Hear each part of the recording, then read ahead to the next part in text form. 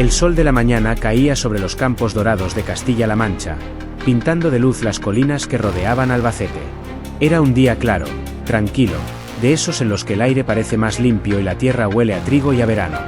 Andrés Iniesta conducía su coche con la ventanilla entreabierta, dejando entrar la brisa templada y el sonido lejano de los pájaros. Después de tantos años viviendo entre Japón y Barcelona, regresar a su tierra le producía una sensación de paz que no encontraba en ningún otro lugar. Iba solo, sin escoltas, sin cámaras, sin prisa. Solo quería pasar desapercibido. Había pasado la noche anterior, visitando un pequeño centro juvenil al que había donado fondos para renovar el campo de fútbol. Nadie sabía que había sido él. Prefería que la gente jugara, soñara, sin pensar en quién había pagado la pintura de las porterías o el césped nuevo. En el asiento del copiloto llevaba una bolsa con algunas cosas para entregar a una asociación local. Ropa infantil, algunos balones, y un par de cartas de agradecimiento que había recibido de niños de la zona. Su intención era pasarse por la sede, saludar y seguir camino hacia Fuentealbilla, su pueblo natal, para comer con sus padres. Todo iba bien hasta que, en una curva del camino rural, vio algo que le hizo frenar bruscamente. Una mujer joven, visiblemente embarazada, estaba sentada en el borde del camino, con una mano sobre el vientre y el rostro cubierto de sudor. «Dios mío», murmuró Iniesta, mientras aparcaba el coche a un lado. Se bajó de inmediato y corrió hacia ella. «¿Está bien?», preguntó con voz suave pero preocupada. La mujer apenas pudo levantar la vista. Sus ojos estaban enrojecidos, el cabello desordenado, y su respiración era agitada. Me duele», balbuceó. «Creo que, el bebé». Iniesta miró alrededor. No había nadie en la carretera, solo el sonido del viento moviendo las espigas. Sacó su móvil, pero la señal era débil. No lo pensó más. «Suba al coche, por favor. La llevaré al hospital». La ayudó con cuidado a ponerse de pie y abrir la puerta del copiloto. La mujer se quejaba de dolor, pero logró sentarse. Iniesta cerró la puerta, arrancó el motor y condujo con rapidez hacia el centro de salud más cercano. Durante el trayecto, intentó tranquilizarla. «Tranquila, ya falta poco». «¿Cómo se llama?». «María», susurró ella, con lágrimas. «María del Prado». «Muy bien, María. Respire despacio. Ya llegamos». A medida que se acercaban al pueblo, el tráfico aumentaba. Un par de coches se acercaron por detrás, y al ver la situación, algunos curiosos se quedaron mirando. Cuando Iniesta llegó al centro médico y se bajó para pedir ayuda, no se dio cuenta de que un grupo de personas comenzaba a observar la escena con atención. «Por favor, alguien ayúdeme. Está embarazada y necesita asistencia», gritó Iniesta, mientras abría la puerta del coche. Una enfermera salió corriendo con una camilla, pero antes de que pudiera acercarse, una voz fuerte interrumpió el momento. Tú, ¿qué haces con esa mujer?». Iniesta se giró sorprendido. Un hombre corpulento, con camiseta sin mangas y tatuajes en los brazos, se acercaba con cara de furia. «¿Quién eres tú? ¿Por qué la traes así?», insistió el desconocido, alzando la voz. La mujer, asustada, se llevó las manos al rostro. Antes de que Iniesta pudiera explicarse, otro hombre, más joven, con gorra y mirada sospechosa, gritó. «Es él. Es el que la raptó. Lo vimos». En cuestión de segundos, la calma del mediodía se convirtió en un caos. Varias personas que estaban en la calle se acercaron, algunos grabando con sus teléfonos. «¿Qué dice usted?», intentó responder Iniesta, incrédulo.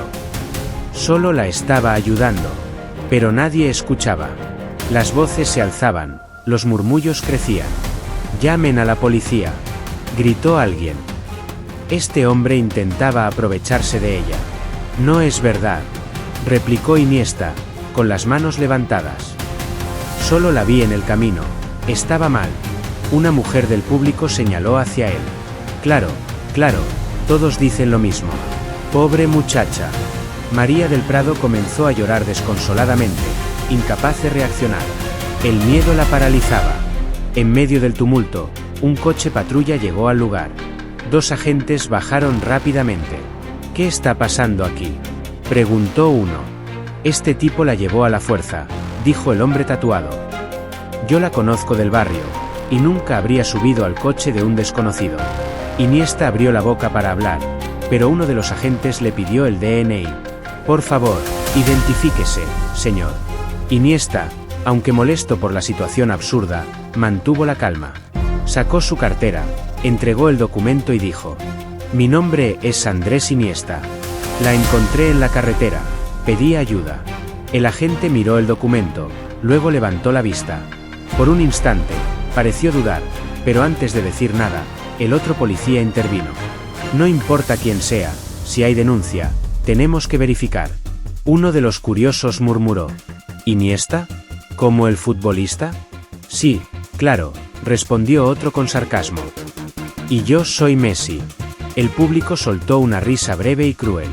Alguien grababa con el móvil en vertical, enfocando su cara. Mírenlo, qué cara de culpable tiene, gritó una voz femenina entre la gente. La sensación de impotencia comenzó a crecer dentro de Iniesta. No era la primera vez que lo reconocían, pero sí la primera vez que lo trataban como a un criminal. Por favor, no graben, dijo en tono firme pero respetuoso. No he hecho nada malo. El agente le pidió que esperara mientras hablaban con la mujer. María del Prado seguía llorando, sin atreverse a decir la verdad. Tenía miedo. Uno de los hombres de la multitud, con tono agresivo, añadió: mírala cómo está. Mírala. ¿Te parece poco? Yo solo, empezó a decir Iniesta, pero el agente lo interrumpió. Señor, acompáñenos al coche patrulla, por favor. Un silencio pesado cayó sobre el grupo. Las cámaras de los móviles se multiplicaban. En las redes, el vídeo comenzaría a circular en cuestión de minutos. Un famoso futbolista español detenido por intento de secuestro, dirían los titulares.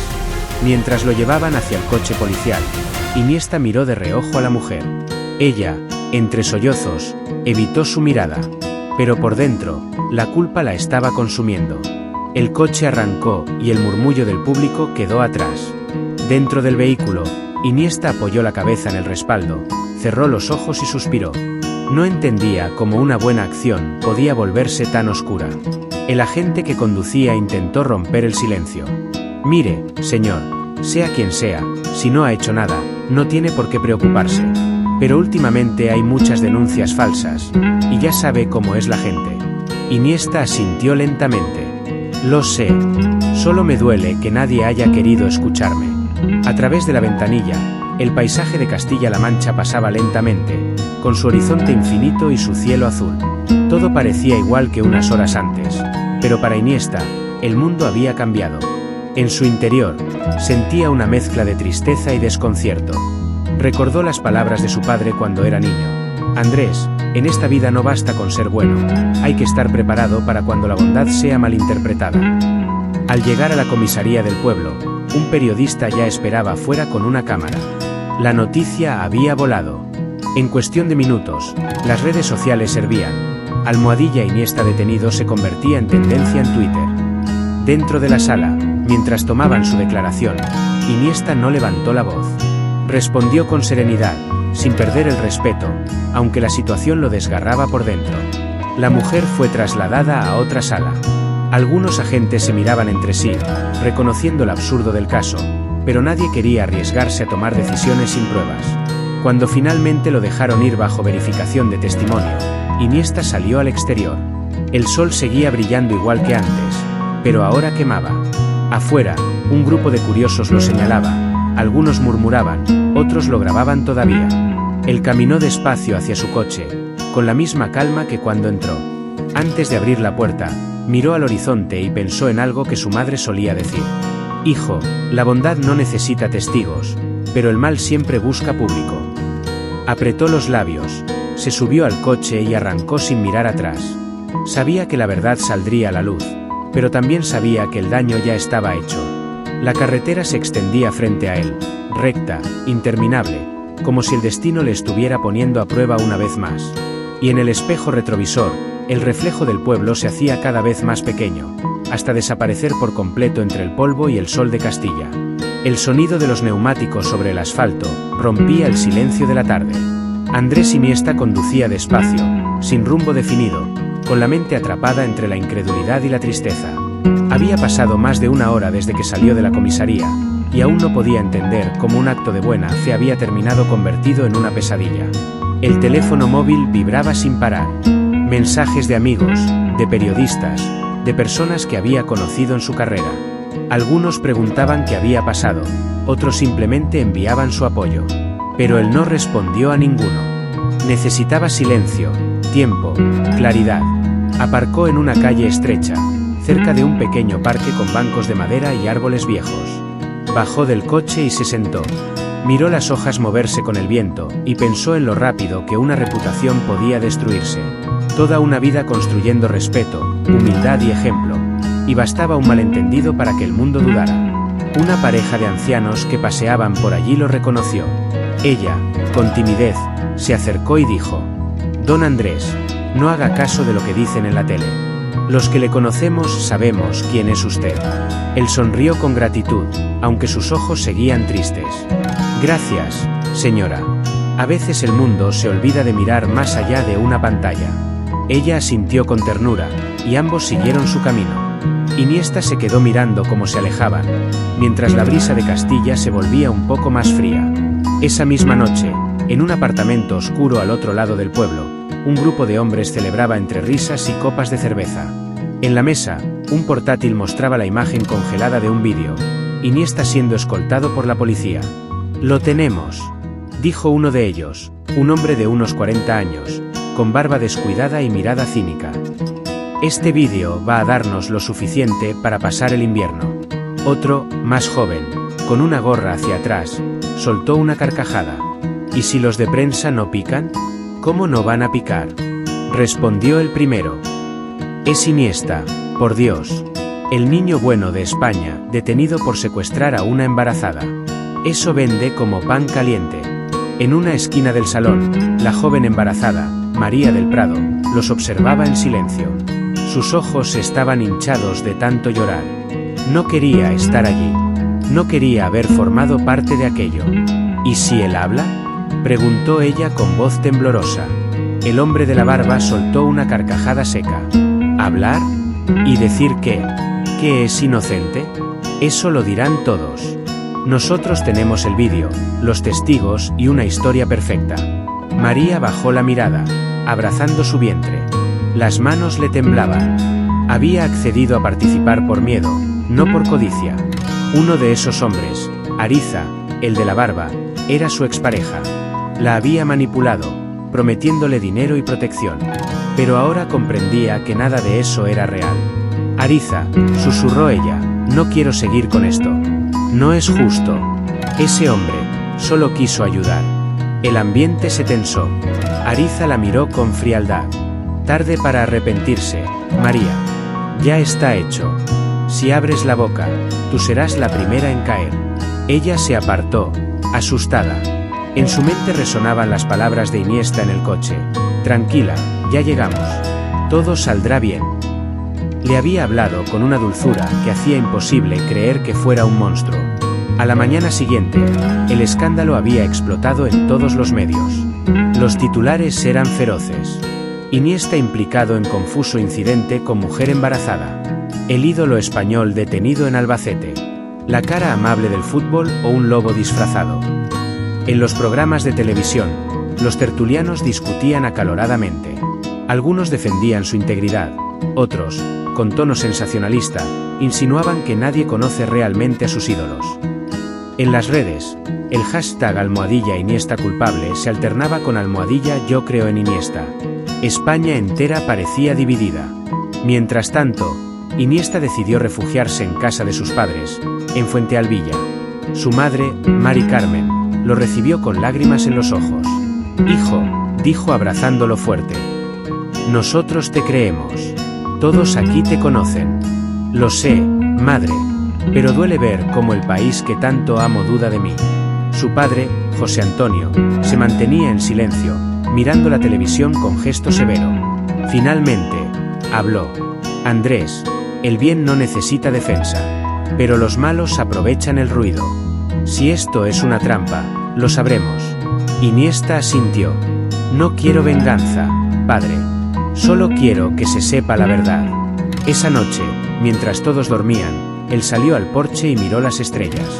Recordó su infancia, los partidos en el patio del colegio, los valores que había aprendido de sus entrenadores, la humildad que siempre le acompañó. Se preguntó cuándo la bondad había dejado de ser suficiente. En la comisaría, el agente que lo había detenido repasaba el expediente. Había algo que no cuadraba. Los testimonios eran inconsistentes, y la mujer, María, no había querido firmar la denuncia formal. «Sargento», dijo uno de los policías, ¿no cree que esto huele raro? Mucho. Pero con tanta presión mediática, hay que ir con cuidado. Aquel mismo día, un chico joven se presentó en la puerta. Tenía unos 20 años.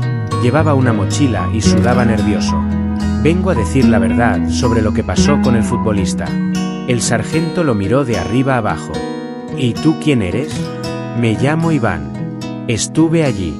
Los que montaron todo esto no eran familiares de la mujer. Eran del grupo de Ariza. «Yo los conozco». El agente frunció el ceño. «¿Tienes pruebas?» «Tengo los mensajes que me mandaron. Querían que grabara vídeos y los subiera a redes por dinero». El policía tomó nota. Serio. La verdad comenzaba a abrirse paso entre las sombras. Al día siguiente, Iniesta recibió una llamada del mismo comisario. «Señor Iniesta, necesitamos que venga de nuevo. Ha habido nuevos testimonios». Cuando llegó, lo recibieron con un trato distinto. El tono ya no era de sospecha, sino de respeto. Le ofrecieron café, y uno de los agentes le dijo: «Parece que tenía razón. Estamos revisando todo». Iniesta asintió sin sonreír. No se sentía victorioso, solo aliviado. Mientras esperaba en la sala, escuchó pasos acercarse. Era María. Entró despacio, con el rostro pálido y los ojos hundidos. Llevaba un abrigo largo y un pañuelo en la cabeza. Cuando sus miradas se cruzaron, el silencio fue absoluto. «Andrés», dijo ella, con la voz quebrada. «Lo siento. No quería hacerle daño». Él la observó unos segundos, sin ira, solo tristeza. «¿Por qué?», preguntó, casi en un susurro. «Me amenazaron, necesitaba dinero, y pensé que nadie me creería si decía la verdad». Iniesta respiró hondo. Podía haberla humillado, gritado, exigido justicia, pero no lo hizo. «No busco disculpas, María. Solo quiero que no te destruyas a ti misma». Ella rompió a llorar. «No sé cómo compensarle. Ayuda a otros», dijo él. «Si de verdad quieres reparar el daño, empieza por cuidar de tu hijo». Sus palabras calaron en ella como una luz entre la oscuridad. Esa misma tarde, la policía arrestó a Ariza y a los otros implicados. Los noticieros comenzaron a rectificar. La policía desmantela una red de extorsión que usaba falsos testimonios para obtener dinero. Iniesta, víctima de una trampa. Pero el daño mediático ya había hecho mella. Aún así, Iniesta decidió no dar entrevistas ni declaraciones. Publicó solo un mensaje breve en sus redes. El silencio también es una forma de decir la verdad. Miles de personas respondieron con mensajes de apoyo. Desde antiguos compañeros de la selección hasta aficionados de todo el mundo. Una semana después, Iniesta fue invitado a un programa de televisión para aclarar lo sucedido. Al principio se negó, pero finalmente aceptó, no para limpiar su imagen, sino para hablar del poder destructivo de la mentira. El plató estaba lleno, las luces encendidas, las cámaras apuntando a su rostro sereno. El presentador comenzó. «Andrés, España entera quiere escucharle. ¿Qué sintió cuando todo esto ocurrió?» «Dolor», respondió él sin dudar. «No por mí, sino por darnos cuenta de que vivimos en un mundo donde ayudar puede volverse peligroso. Pero también sentí esperanza, porque aún existen personas que buscan la verdad». «¿Perdona a quienes lo traicionaron?» Iniesta miró al público, respiró profundo y dijo: «Sí, porque el rencor no construye, destruye.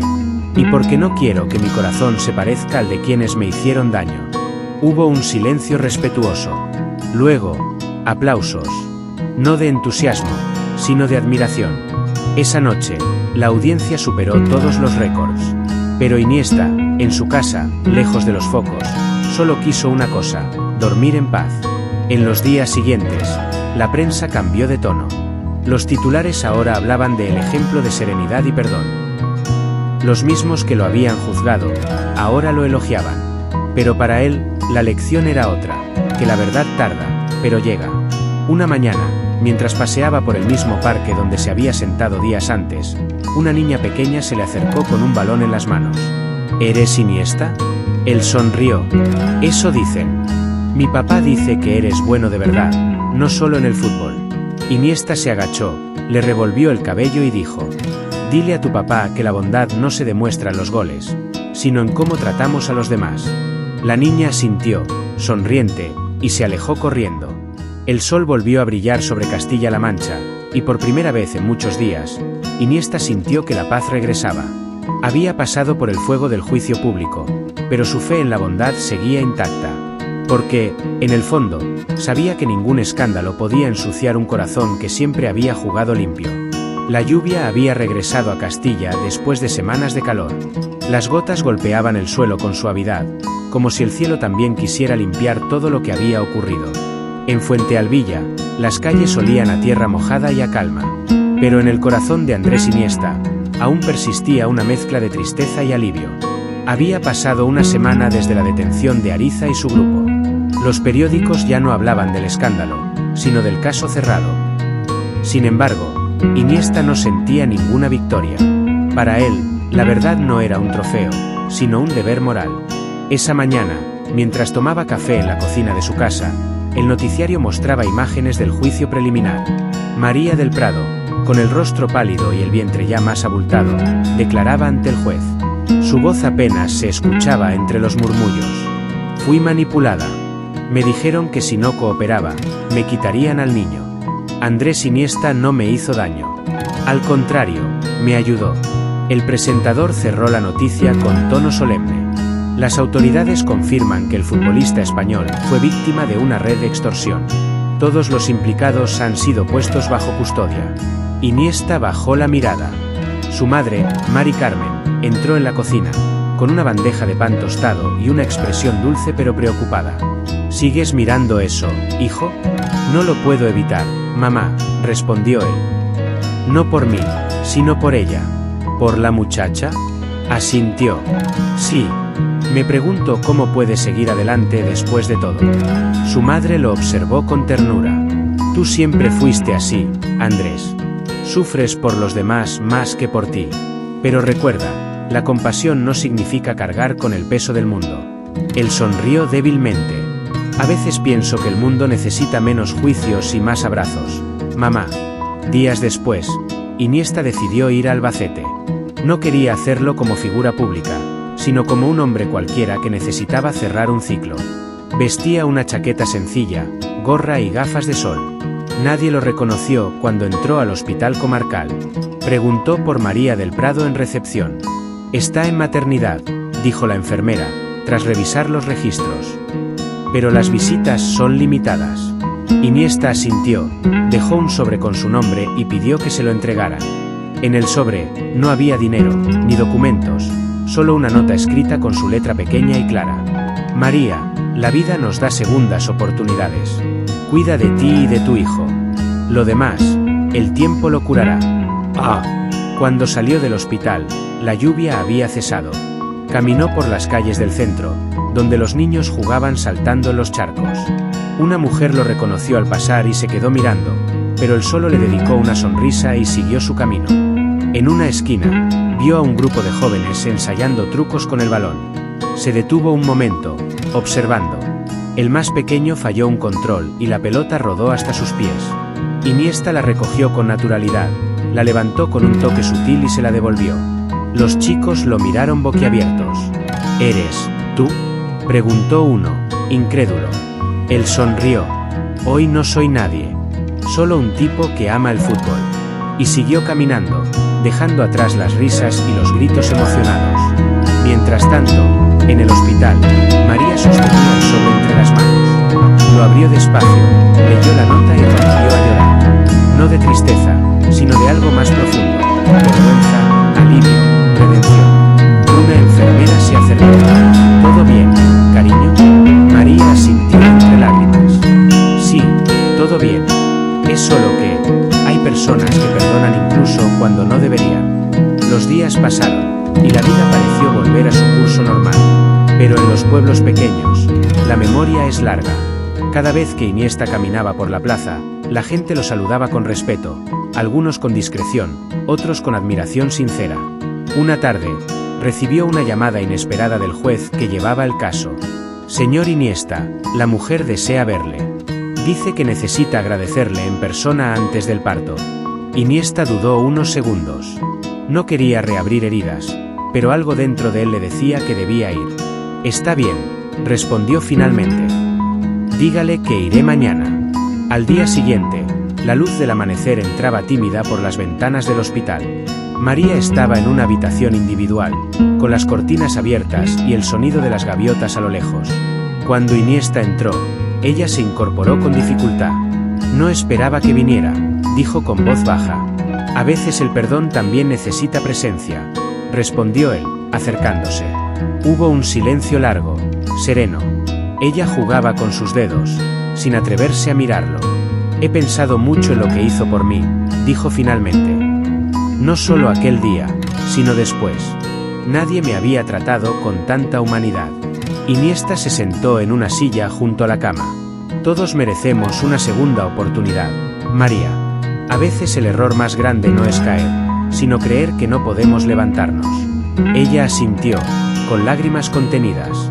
Cuando salga de aquí, quiero empezar de nuevo. Quiero que mi hijo crezca sabiendo la verdad, no las mentiras que lo rodearon. Iniesta sonrió con calidez. Eso ya es un comienzo.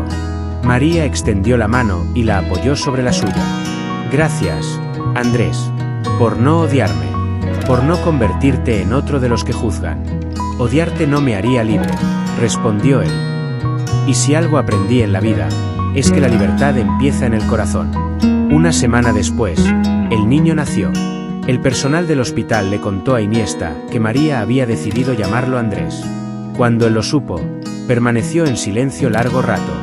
Luego miró al horizonte y susurró: que tenga un corazón limpio, como su primer día. El caso cerró oficialmente. Los culpables fueron condenados, y María recibió apoyo de un programa de reinserción social. Pero Iniesta no habló nunca más del tema. Rechazó invitaciones a programas, reportajes y documentales. Para él, aquella historia no era una noticia, era una lección íntima. Un periodista insistente consiguió entrevistarlo brevemente durante un acto benéfico en Madrid. Andrés, después de todo lo que pasó, ¿ha perdido la fe en la gente? Él lo miró con serenidad y respondió: no, solo he aprendido que la fe no está en las personas, sino lo que somos capaces de hacer por ellas sin esperar nada a cambio. El periodista guardó silencio, sin saber qué decir. Con el tiempo, el incidente se convirtió en una anécdota lejana, casi olvidada. Pero para Iniesta, cada vez que veía a una persona pedir ayuda en la calle, recordaba aquel día en que su bondad fue puesta a prueba. Y aunque algunos podrían haberse vuelto desconfiados, él no lo hizo. Seguía parando el coche si veía a alguien en apuros. Seguía donando, visitando centros comunitarios, hablando con jóvenes sobre empatía y responsabilidad. En una charla en un colegio de Cuenca, un niño levantó la mano y preguntó: «Señor Iniesta, ¿cómo se puede seguir ayudando cuando la gente puede pensar mal de uno?». Iniesta sonrió, pensativo. «Hijo, la bondad no depende de lo que los demás piensen. Si haces algo solo por ser bien visto, no es bondad, es vanidad. Pero si lo haces porque tu corazón te lo pide, entonces nada ni nadie puede mancharlo». Los niños aplaudieron, sin entender del todo, pero sintiendo que habían escuchado algo importante. Aquella noche, al regresar a casa, Iniesta encontró una carta en el buzón. Venía del hospital de Albacete. La abrió con calma, y leyó: «Andrés, hoy mi hijo dio sus primeros pasos. Cada vez que sonríe, recuerdo que sin usted, no estaría aquí. No sé si el mundo cambiará algún día, pero yo sí lo he hecho. Gracias por enseñarme que el perdón también puede salvar vidas. María del Prado». Él dobló la carta con cuidado, la guardó en un cajón y se quedó mirando por la ventana. El cielo estaba despejado, y las luces del pueblo brillaban como pequeñas estrellas en la distancia. A lo lejos, escuchó a unos jóvenes jugar al fútbol en la plaza. Sus risas se mezclaban con el eco de los balones golpeando las paredes. Cerró los ojos y sonrió. El rumor del viento traía consigo un susurro casi poético: «La verdad no grita, pero siempre llega». Al día siguiente, Iniesta volvió al campo de entrenamiento del club juvenil que ayudaba en silencio. Nadie lo esperaba, pero cuando los niños lo vieron, corrieron hacia él con gritos de alegría. «Mister Iniesta. Mister, enséñenos otra vez ese pase mágico». Él rió, se arremangó la camiseta y se unió al juego. Durante una hora, olvidó todo lo demás. Allí, entre el barro, el olor a hierba y las risas, encontró de nuevo el sentido de todo. Porque el fútbol, para él, siempre había sido eso, una manera de conectar con lo humano, de sanar sin palabras, de enseñar sin discursos. Cuando terminó el entrenamiento, un niño se le acercó con timidez. «Mister, ¿es verdad que te hicieron algo malo en la tele?». Iniesta lo miró a los ojos y dijo con calma: «Sí, pero eso ya pasó. Lo importante es que nunca dejes de creer que hacer el bien vale la pena». El niño sonrió y lo abrazó. Y en ese abrazo, Iniesta sintió que todo lo vivido había tenido sentido. Aquella noche, sentado en el porche de su casa, miró hacia el horizonte, donde el sol se escondía entre los campos de trigo. El viento movía las hojas, los grillos comenzaban su canto, y el mundo parecía finalmente en paz. Tomó una respiración profunda y susurró: «La verdad no necesita aplausos, solo necesita tiempo». Luego cerró los ojos, y por primera vez desde aquel día en la carretera, durmió profundamente, con la certeza de haber hecho lo correcto. El cielo amanecía cubierto de un velo dorado sobre los campos infinitos de Castilla-La Mancha. Era una mañana fresca, serena, de esas que parecen contener una promesa silenciosa. Andrés Iniesta caminaba por el sendero que conducía al viejo campo municipal donde los niños del pueblo solían entrenar. Llevaba una mochila al hombro y una gorra sencilla, saludando a los vecinos que lo miraban con respeto y afecto. Nadie hablaba ya del escándalo que lo había rodeado semanas atrás. El pueblo lo había visto volver cada día con la misma humildad de siempre, sin rencor, sin discursos, solo con el deseo de seguir haciendo el bien. Esa era su manera de sanar. A lo lejos, el sonido de los balones golpeando las porterías llenaba el aire de vida. Los niños corrían riendo. El entrenador local, don Rafael, les gritaba desde la banda: «Vamos, chicos, que el esfuerzo también se entrena». Iniesta sonrió. Aquel lugar, con su tierra polvorienta y su olor a hierba húmeda, era para él más sagrado que cualquier estadio del mundo. Se acercó despacio, se quitó la gorra y saludó con una sonrisa tranquila. «Buenos días, mister», le dijo uno de los niños. «Hoy practicamos los pases cortos, como usted nos enseñó». «Eso está muy bien», respondió Iniesta. Los pases cortos son como la vida, pequeños gestos que, cuando se encadenan, cambian todo un partido. Los chicos rieron sin entender del todo, pero sabiendo que cada palabra suya tenía un peso especial. Después de observar un rato, se sentó en un banco de madera, mirando el horizonte. El aire olía a trigo y a pan recién hecho, y por un instante, el mundo le pareció nuevamente sencillo. Sin embargo, esa calma se interrumpió cuando vio a lo lejos una figura conocida que se acercaba lentamente por el camino de tierra. Era María del Prado. Caminaba con paso lento, pero firme, llevando un carrito de bebé. Su rostro estaba más sereno, y sus ojos, aunque todavía reflejaban cansancio, tenían ahora un brillo distinto, el de alguien que ha aprendido a empezar de nuevo. Iniesta se levantó. Ella lo vio y sonrió con timidez. «No esperaba encontrarte aquí», dijo ella, deteniendo el carrito. «Yo vengo casi todos los días. Este sitio me recuerda que lo importante no se olvida». María bajó la mirada y respiró hondo. Durante unos segundos, ninguno de los dos habló. Solo el viento, moviendo las hojas de los álamos, llenaba el silencio. «Este es Andrés», dijo ella finalmente, señalando al pequeño que dormía en el carrito. «Quería presentártelo». El corazón de Iniesta se encogió con ternura. Se acercó despacio, se agachó y miró al bebé. Tenía el cabello oscuro y la piel clara, con una expresión de paz absoluta. «Es precioso», susurró. María sonrió, conteniendo las lágrimas. «Le puse tu nombre, no por culpa, sino por gratitud. Porque sin ti, ni él ni yo estaríamos aquí». Iniesta levantó la vista y la miró con sinceridad. «No necesitabas hacerlo, María. No hace falta que el mundo recuerde mi nombre. Basta con que este niño crezca sabiendo que la verdad importa». Ella asintió lentamente. «Eso intento cada día». He empezado a trabajar en el centro comunitario de Albacete, ayudando a otras mujeres que pasaron por situaciones difíciles. A veces pienso que todo lo malo que me ocurrió sirvió para que pudiera entender mejor el dolor de los demás. Eso es lo más grande que puede hacer una persona, dijo Iniesta. Transformar el daño en ayuda. No todos lo consiguen. Durante unos instantes se quedaron mirando el horizonte, donde los campos se extendían hasta perderse de vista. Era una escena sencilla, pero cargada de significado. Dos personas unidas no por la sangre ni por el destino, sino por una herida compartida que había sanado con honestidad. El pequeño Andrés se movió en el carrito, abrió los ojos y emitió un suave balbuceo. Iniesta lo miró con ternura y, sin pensarlo, extendió un dedo. El bebé lo agarró con fuerza. Aquel gesto, tan pequeño, bastó para borrar todos los ecos de la injusticia pasada. ¿Puedo?, preguntó él, señalando al niño. María asintió. Iniesta lo tomó con cuidado en brazos. El bebé olía a leche y a vida nueva. Sonrió. Dicen que cuando miras a un niño, ves el futuro. Pero yo creo que también ves la oportunidad de hacerlo mejor. María lo observaba en silencio. Por primera vez, veía en su rostro no solo al futbolista famoso, sino al ser humano que había tenido el valor de perdonar. A veces pienso que la gente no sabe lo difícil que es perdonar, dijo ella. Todos hablan del perdón como si fuera algo fácil, pero nadie cuenta que duele, que te rompe por dentro antes de darte paz. Iniesta la miró con serenidad. Sí, duele, pero también libera. El rencor es una prisión que solo tiene una llave, la compasión. Y esa llave, María, la tienes tú ahora.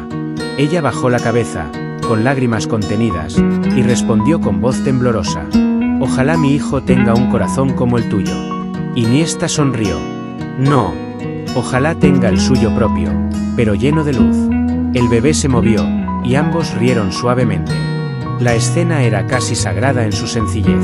El ruido lejano de los niños jugando, el sol filtrándose entre las nubes, el olor a campo. Todo parecía detenerse en ese momento. Después de unos minutos, María guardó el carrito y se preparó para irse. Gracias por venir aquel día, dijo antes de marcharse. Si no lo hubieras hecho, nada de esto existiría. Gracias a ti por no rendirte, respondió él. Eso también es heroísmo.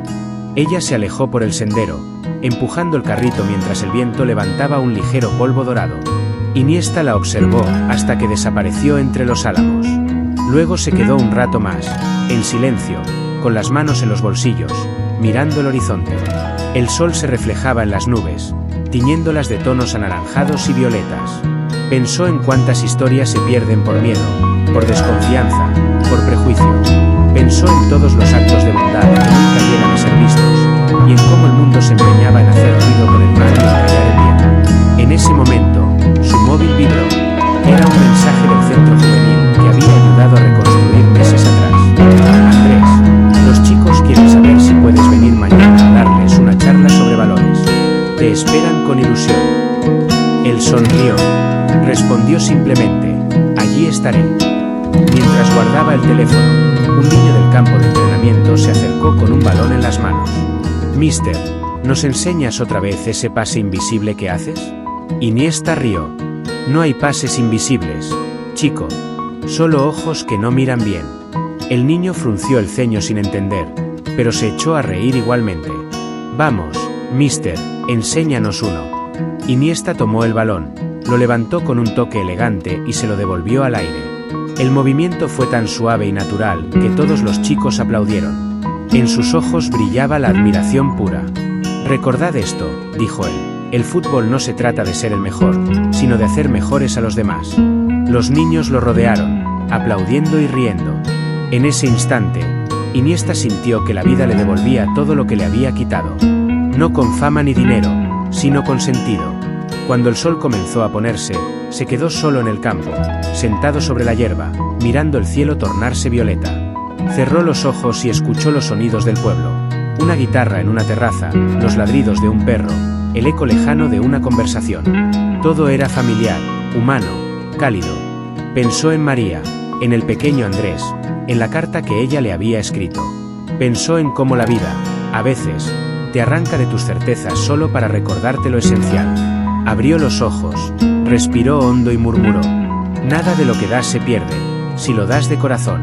Esa frase quedó flotando en el aire como una oración silenciosa. Esa noche, al regresar a casa, encontró una pequeña caja en el buzón. No había remitente. Dentro, una foto enmarcada. Era él sosteniendo al pequeño Andrés, tomada sin que se diera cuenta aquella mañana en el campo. Detrás, una nota breve: «Gracias por enseñarme que el perdón también puede tener rostro. M». Él sonrió y colocó la foto sobre la repisa, junto a un balón gastado y una camiseta vieja del Barcelona. 3 símbolos distintos de su vida: la pasión, la humildad y el amor. Luego apagó las luces y se asomó al porche. La noche era tranquila, las estrellas brillaban sobre los campos como si el cielo quisiera abrazar la tierra. Pensó que, tal vez, aquella historia no había sido una desgracia, sino un recordatorio. Una forma que el destino había encontrado para decirle que su misión en la vida iba más allá del fútbol. Mientras la brisa nocturna le acariciaba el rostro, pronunció en voz baja: «La bondad verdadera no necesita testigos, solo necesita ser real».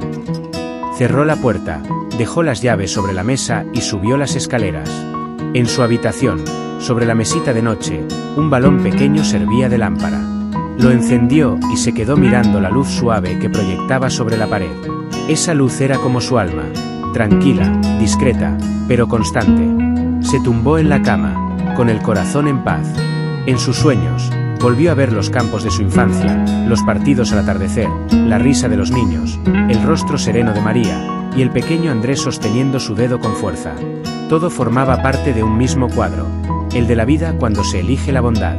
Y así, entre el murmullo del viento y el recuerdo de un gesto noble, Andrés Iniesta durmió con una sonrisa. Afuera, el amanecer ya empezaba a pintar el horizonte con una nueva esperanza.